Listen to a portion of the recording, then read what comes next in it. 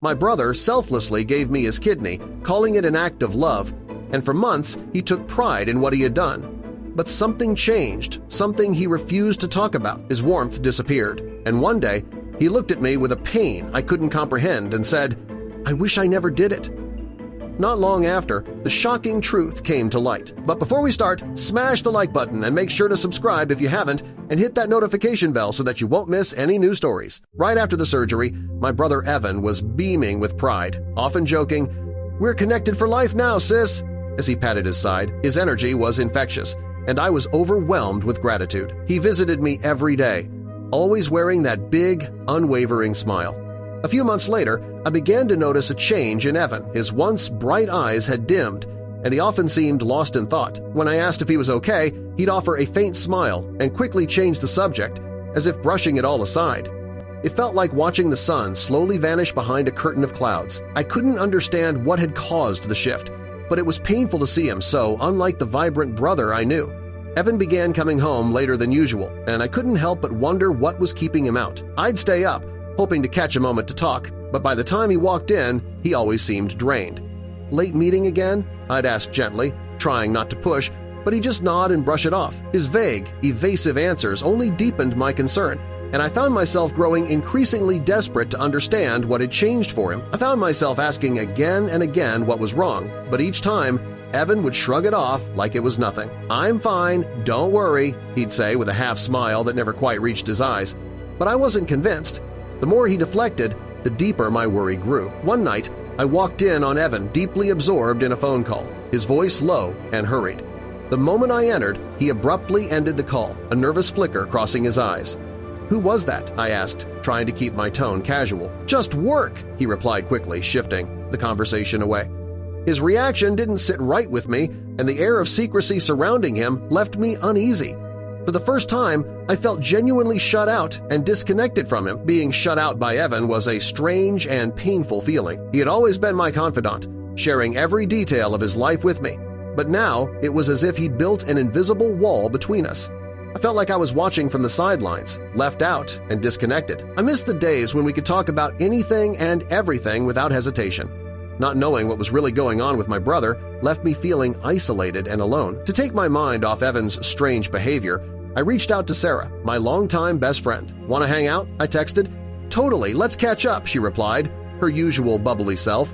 Being with Sarah felt effortless, like slipping into a favorite pair of worn-in jeans. We took a walk in the park, laughing over old memories and, just for a little while, forgetting the weight I carried from home. Over a cozy dinner with Sarah, I finally opened up and spilled everything. "Evan's different now," I said quietly, picking at my salad. "He's distant." Sarah's face grew concerned as she encouraged me to keep talking. I shared how Evan seemed to be drifting away, leaving me anxious about the bond we once shared. "I hate feeling this disconnected from him, like I'm just here guessing," I admitted, feeling a wave of relief as she nodded in understanding. It felt good to finally share the weight I'd been carrying alone. "Maybe he just needs space," Sarah suggested, always the voice of reason. "Boys get weird sometimes, just give it time."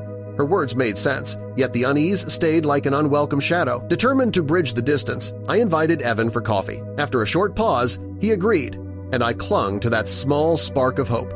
We met at our favorite cafe, the one filled with laughter from better days. When I asked how he was doing, he muttered something about being busy. Each question I asked met vague answers and quiet deflection. "Something up, Evan?" I pressed gently. "Just work," he said flatly. The silence between us grew thick, a reminder of how far we'd drifted. I left feeling no closer to understanding what was wrong. As we parted, Evan gave me a strained smile and murmured, "Take care, sis." Watching him walk away, I was overwhelmed by concern and helplessness. The next day, I asked Mom and Dad if they'd noticed anything strange. They exchanged worried glances before Mom admitted, "He does seem tense." Dad suggested it might be post-surgery stress. "He just needs time," he said, though his furrowed brow betrayed doubt. Dad proposed a family dinner to lift Evan's spirits. "It's important he knows we're here," he said. We decided to cook his favorite dishes, hoping warmth and familiarity might encourage him to open up. At dinner, however, Evan was distant. He barely touched his food and gave short answers. "How's work been?" Mom asked gently. "Fine," he replied, eyes down. Surrounded by family, he still seemed alone. His tired smile didn't reach his eyes. Throughout dinner, Evan's phone buzzed repeatedly, each vibration stealing his attention. "Everything okay?" I asked. "Yeah, just work stuff," he said quickly, glancing at the screen. Determined to uncover what was troubling him, I decided to follow him after dinner, hoping to finally understand what was happening. The next morning, I slipped out as Evan left the house, staying far enough to avoid being noticed. Evan drove across town, glancing often at the rearview mirror as if he sensed someone behind him. Eventually, he pulled up next to a plain gray building. I watched him hurry inside, eyes darting around like he was being followed by more than just me.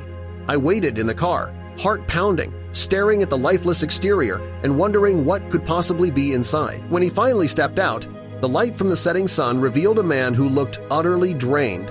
His shoulders slumped, and his eyes seemed lost. One afternoon, the familiar clank of the mailbox drew my attention. Expecting the usual bills, I found instead a strange envelope addressed to Evan, no return address, written in unfamiliar script. Curiosity stirred as I placed it on the counter, feeling like I just stumbled on the first piece of a new puzzle that might explain his sudden change. When Evan saw the letter, his face drained of color. He snatched it up, muttering, "Yeah, just a letter," though his trembling hands betrayed him. His reaction unsettled me deeply. Something was wrong, but his silence kept me in the dark, leaving me anxious about what the letter contained. Then came the breakthrough. Mark appeared one evening, face pale but resolute. "You need to see this," he said, showing me a document linked to Evan's city accounts. It revealed that someone had been following him, tracking his movements, monitoring his activity.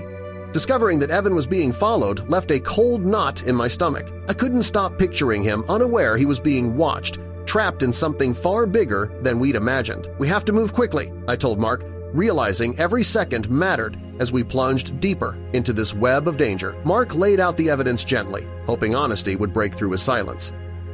"You have to tell us what's going on," he urged. For a long moment, Evan said nothing, the tension thick enough to choke on. Then, like a dam finally bursting, he exhaled and began to speak.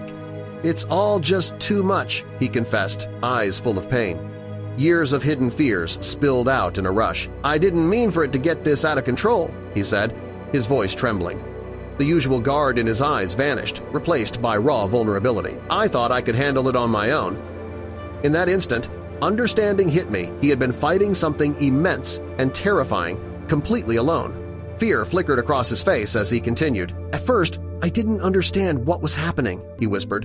"I thought it was just a routine surgery, but—" His voice trailed off, weighted with dread. He had stumbled into a dark scheme surrounding his kidney donation, something far more sinister than any of us could have imagined. Our mission became clear. Help Evan survive this nightmare, whatever it took. They used it as a cover, Evan admitted, his voice breaking. Someone had exploited his generosity for something criminal. Hearing it made my stomach turn. His fear wasn't paranoia, it was survival. Then came the revelation that struck hardest. "I didn't tell you," he said softly, "because I didn't want to put you at risk." It clicked. His secrecy hadn't been selfish but protective. He'd been shielding us from a danger he barely understood himself. That realization filled me with both heartbreak and fierce determination. "We'll get through this together," I promised, taking his hand. "No more secrets." Evan nodded, the faintest relief crossing his face. For the first time, I saw my brother again, not the withdrawn stranger he'd become. Healing would take time, but trust was returning, brick by fragile brick. With renewed focus, we began planning our next steps. "We need to get you out of this safely and within the law," I said. Together, we mapped a strategy, knowing the road ahead was uncertain. Our next move was clear: involve the authorities. As the investigation began, our family's safety became our top priority. "We keep everyone protected," I reminded myself daily. The house felt tense, yet united, each of us guarding the other. Despite the danger, there was strength in our bond. Evan's growing trust in the officers guiding us brought new hope. "They're on our side," he said one evening, the light of reassurance flickering in his eyes.